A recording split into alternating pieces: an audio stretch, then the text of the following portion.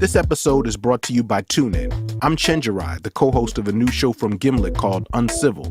It's about the stories of the Civil War that were left out of the official history, how the Civil War never ended and is still with us today. With TuneIn, you can get the next episode of our show a full week early, so you can hear it before everyone else. Download the TuneIn app and listen for free, or go to tunein.com/uncivil. That's tunein.com/UNCIVIL. Remember when this was making the rounds on social media? Senator Warren was giving a lengthy speech.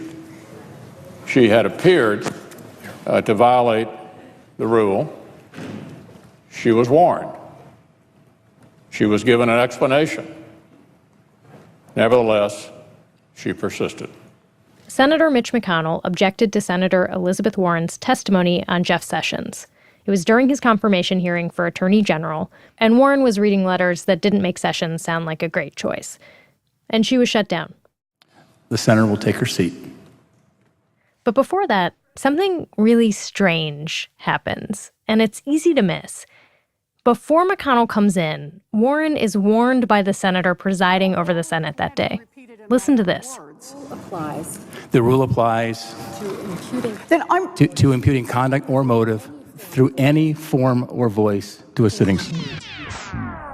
Wait, do you hear that voice in the background? Form of words includes quotes, articles, or other materials. Who is this person feeding him the lines?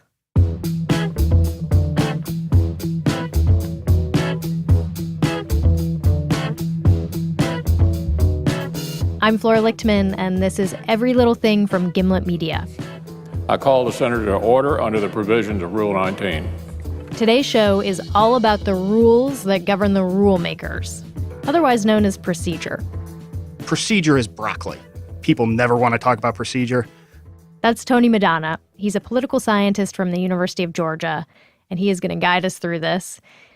And he knows that you may not care about this stuff. It's very rare I've ever been able to talk to anybody for more than 10 minutes about legislative politics and procedure. But yeah, if you care about anything, you care about policy and issues, which makes a lot of sense. But here's why legislative broccoli matters. The big policies we're hearing about, tax reform, Obamacare repeal.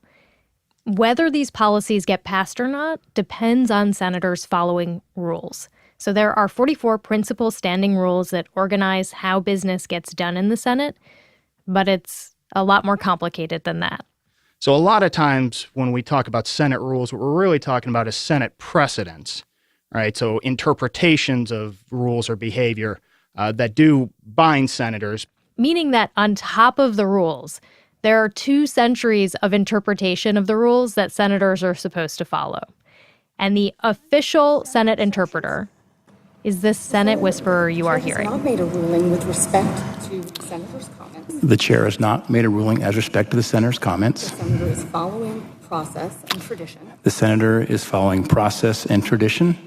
This is the Senate parliamentarian. Her name is Elizabeth McDonough, and she's the first woman to serve in the role. She was appointed in 2012 by then Senate Majority Leader Harry Reid, but the parliamentarian has no party affiliation. She's supposed to be a neutral voice. So the parliamentarian is essentially the guardian of the Senate's precedent and rules. Maybe she's the conscience of the Senate. That's George Washington University professor Sarah Binder, another procedure expert. She's the one who's trying to make sure that the Senate hews as close as possible to the statute or the rules. We couldn't get an interview with the parliamentarian, but we also heard from her office that she's pretty busy right now. While the Senate's in session, the parliamentarian sits near the presiding officer and advises on how to respond to objections and what types of amendments can be offered, and if certain senators are or are not insulting their colleagues. When Elizabeth Warren persisted a few months ago, what rule was she breaking? Yeah, so this was Rule 19, which basically is that you're not allowed to impugn another senator. I forget the exact text of the rule. Rule 19 says that in debate, you can't insult another senator. And by the letter of the law, Warren may have been breaking Rule 19. But Sarah Binder says it was controversial because the rule wasn't evenly enforced. Well, Rule 19 is pretty clear. What was unusual about it is that it was applied specifically to Elizabeth Warren and not to some of her male colleagues who also spoke ill of their fellow Senator Sessions. This part of Rule 19, specifically the no tolerance policy against insults, it's there for a reason. A good default when you're wondering, how did this rule get established? A guess would be a congressman or senator from South Carolina did something rash and violent, and a rule was passed in response. I think South Carolina might object to that.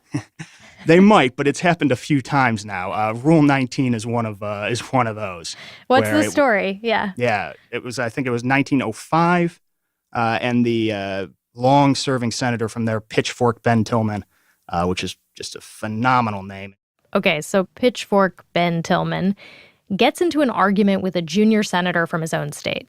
The junior senator comes down to the Senate floor and calls Tillman a liar. Tillman was on the floor and just turned around and cold-cocked him.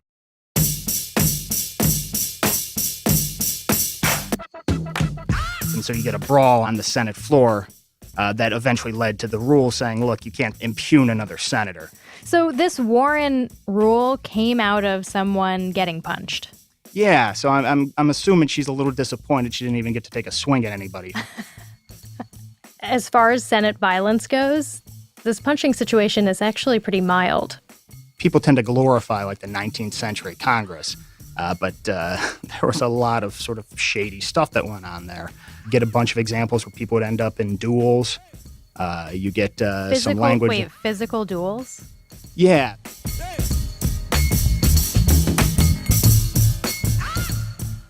Yes, physical duels.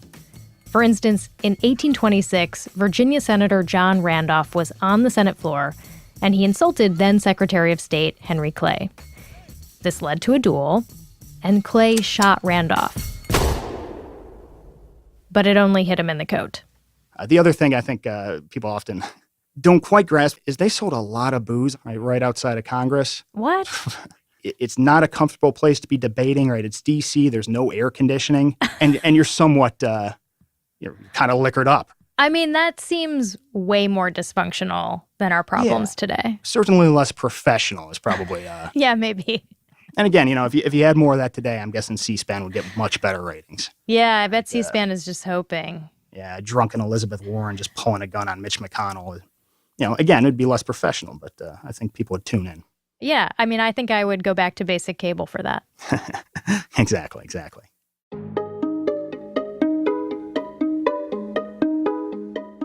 What is the sort of deeper meaning to you about procedure? Yeah, so for me, I think the deeper meaning to procedure is it provides order within a chamber, which without sort of that order or structure, you almost get chaos.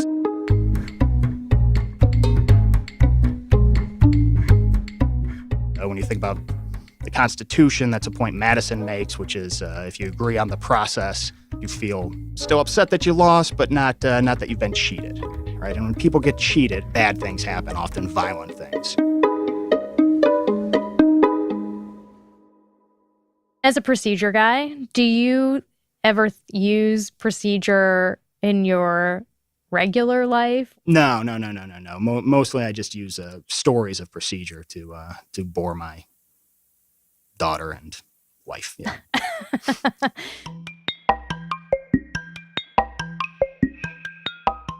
But a lot of people do use parliamentary procedure in daily life. You'll probably recognize the language. Do I have a motion? Everybody moves. Director. You can also hire your own parliamentarian, your own business whisperer, or conscience of your startup. Organizations across the country use them, from labor unions to PTAs to church groups to garden clubs. I also serviced a dog kennel club. This is Darlene Allen. She's a professional registered parliamentarian. She's also a director-at-large for America's oldest parliamentary association, the National Association of Parliamentarians. Do you call it NAP?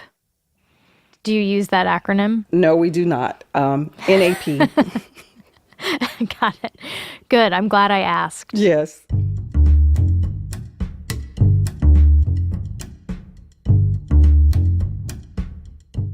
To join NAP, you have to pass an exam, and you have to pass an even harder exam to become a registered parliamentarian. A book called Robert's Rules of Order is the most common procedural manual to study from. It was first published in 1876. What's the history behind Robert's Rules of Order? Where did that come from? Well, General Robert, you know that he was in the Army Corps of Engineers, and he went to a church meeting. So it's been said that he went to the church meeting and he was there way longer than he thought, and it was chaos in the meeting. And so he went home and he wrote his small manual, and that's what started everything. Really? It was just a bad meeting? Yes, it was a bad meeting. That's amazing, because I feel like I've sat through a lot of bad meetings and it never occurred to me to try to fix it. I guess that's part of the problem, because if you don't know that there really is a fix and someone can help you, you just continue month after month to attend bad meetings without there being any hope of them getting better. Darlene got into parliamentary procedure because she too wanted to fix something. It started when she tried to join the PTA. So the outgoing PTA said, oh, well, no, you have to be elected first and you have to do this, and Robert's Rules of Order says that. And some of it just didn't make sense. So Darlene boned up. She took a class on Robert's Rules of Order, got on the PTA, used the rules to make it better, and that's how she got the bug for parliamentary procedure. Once you have the bug, it usually takes you to different places. The role of parliamentarians is often to help meetings run better. And that means keeping things from getting rude. That is what brings down most meetings. You know, it's okay that you were wrong about something or that the other members disagree with you, but you don't have to be disagreeable about it. Parliamentarians advise on points of order. They can suggest motions that limit debate or rules that let everyone talk before one person gets to talk twice. They can help create an agenda. And all these things can mean shorter meetings. And they no longer have to be there all night. They can have a standard 2-hour meeting. Which makes people happier. When it's time to go home, everyone's standing around, they're laughing, they're enjoying themselves. And this may all sound like small stuff, but sometimes these little things prevent serious escalations. I have seen times where they have had police there to make sure the meetings don't get out of hand. When we come back, how to fix meetings when they really go wrong.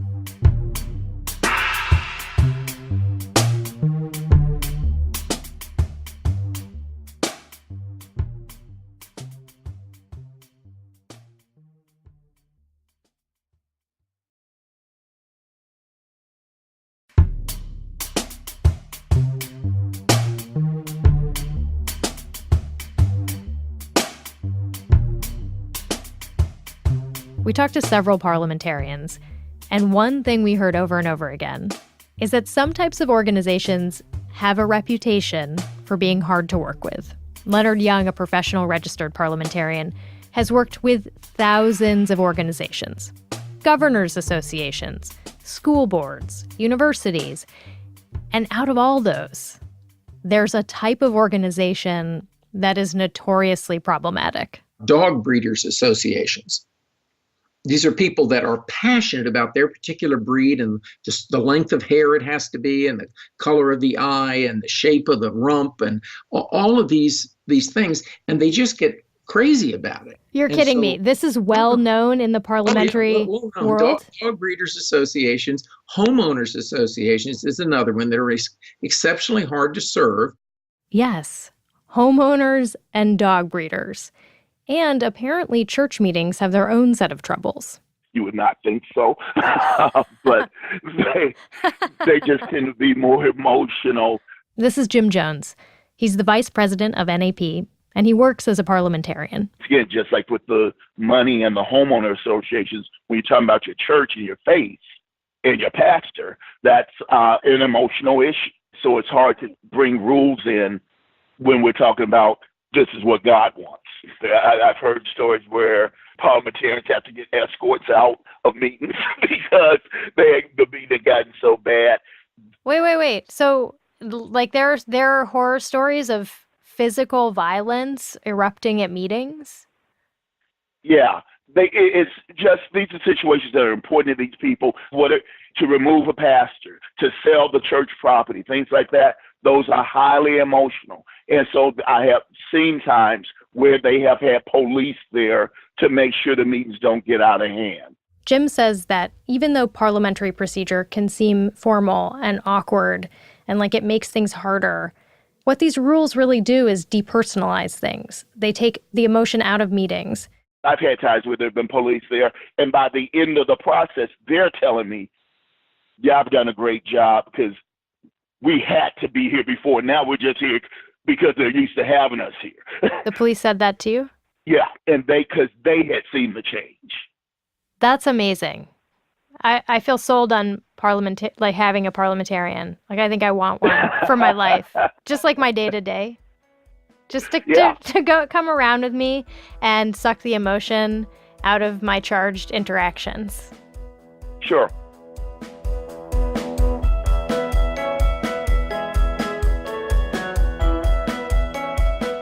Jim offered some lessons, like things that we can take away from parliamentary procedure to use in our day-to-day lives.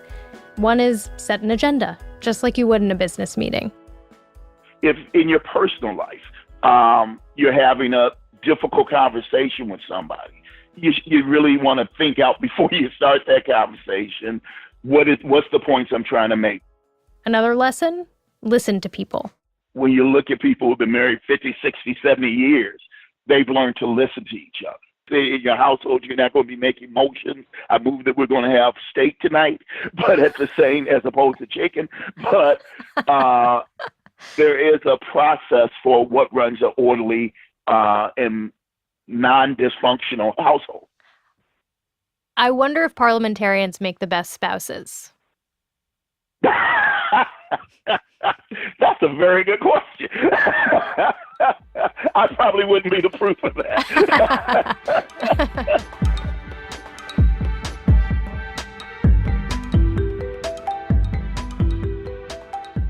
This is the power of parliamentary procedure.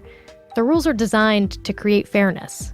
When you think about it, in parliamentary procedure and in most meetings, democracies, period, the whole key is that when you lose, you don't have to leave the organization. In the country, when you hold an election, when you lose, you don't get kicked out the country. The majority decides, but the minority is always respected and heard. That gets people to buy into the process so that when the result doesn't go their way, they still believe in the process and that they were treated fairly. Keeps people from killing each other. There you go. And that's the whole key of it. This is something to feel good about in modern politics. I'm serious. I would like to celebrate the fact that senators are not dueling each other anymore. And that's in part because we have procedure specifically designed to prevent that from happening. Provisions of Rule 22 of the Standing Rules of the Senate do hereby move to the Senate under the provisions of Rule 1, Paragraph 3 of the Standing Rules of the Senate. I hereby. It's nice knowing that you turn on C-SPAN, you're seeing the same sort of rules, we've seen for a while now. Tony Madonna has been watching a lot of C-SPAN lately. There's a ton of procedural drama right now because the Senate is so divided. Like during Justice Gorsuch's confirmation hearings, the Senate went against procedural precedent and invoked the nuclear option. This was a way to get around a Democratic filibuster and make it easier to confirm Gorsuch. And with tax reform, too, if and when that makes its way through the Senate, you're likely to hear a lot about another complicated budget procedure called reconciliation. It will be all the buzz for procedural geeks. What about procedure makes you geek out? Pretty much everything about procedure makes me geek out a bit. And if you have become a procedure geek yourself and want to know more, follow Tony Madonna on Twitter. He's Tony Madonna 5, and he tweets a lot during procedure controversies. And I was joking with my wife. I think on average, I lose like 20 followers during those. Or you can just glue yourself to C-SPAN and listen for the whisper.